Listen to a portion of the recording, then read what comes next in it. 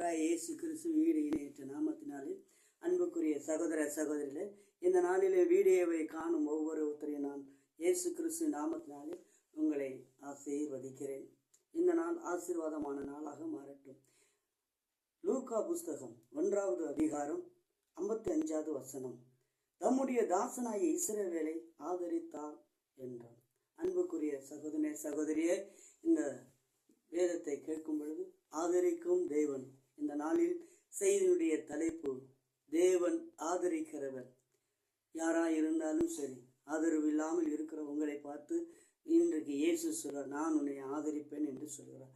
அன்பையான சகோதரனே சகோதரியே, அது தேவன் இஸ்ரவேலர்களை விதமாக ஆசீர்வதித்தார்.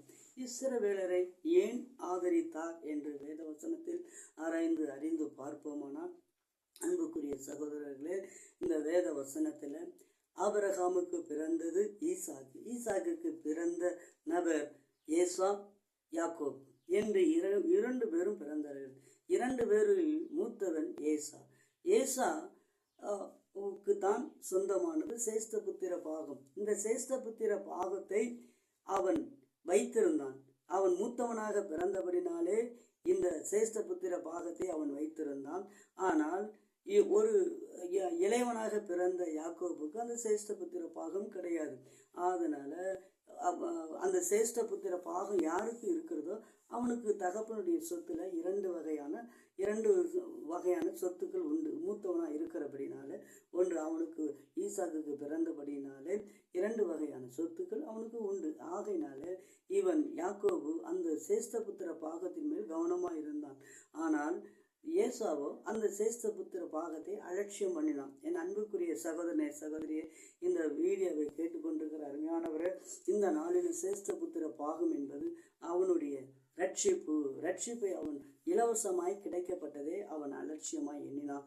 ஆகையினாலே பின்னொரு நாட்களில் பெரிதான ஆசீர்வாதங்களை இழந்தான். எப்படிப்பட்டதான ஆசீர்வாதங்களை இழந்தான் என்றால், ஆபிரகாமின் தேவன், ஈசாக்கின் தேவன், ஏசாவின் தேவன் என்று சொல்ல வேண்டிய காரியங்கள் உண்டு. ஆனால் இந்த இடத்துல ஆபிரகாமின் தேவன், ஈசாக்கின் தேவன், யாக்கோபின் தேவன், இப்படி இளையவன் பெயரை குறிப்பிட வேண்டிய சூழ்நிலை ஏற்பட்டது. காரணம் என்னவென்றால், ஒருவேளை சாப்பாடை அவன் என்ன செய்யவில்லை, இழக்கவில்லை. ஒருவேளை சாப்பாட்டுக்காக தன்னுடைய சேஷ்டபுத்திர பாகத்தை இலவசமாய் கிடைக்கப்பட்டது விட்டுவிட்டான். அருமையான சகோதரனே சகோதரியே, இன்னைக்கு உனக்கு இலவசமாய் கிடைக்கப்பட்ட இந்த ரட்சிப்பு இயேசு கிறிஸ்துவை நீ ஏற்றுக்கொள்ளும் பொழுது உனக்கு ரட்சிப்பு இலவசமாய் கொடுக்கப்படுகிறது.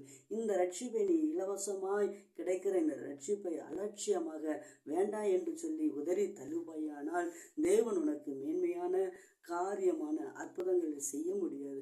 கர்த்தர் உன்னை ஆதரிக்க முடியாது. அன்பையான சகோதரனே, நீ யாரை ஆதரித்தார் என்றால் இஸ்ரவேலர்களை ஆதரித்தார்.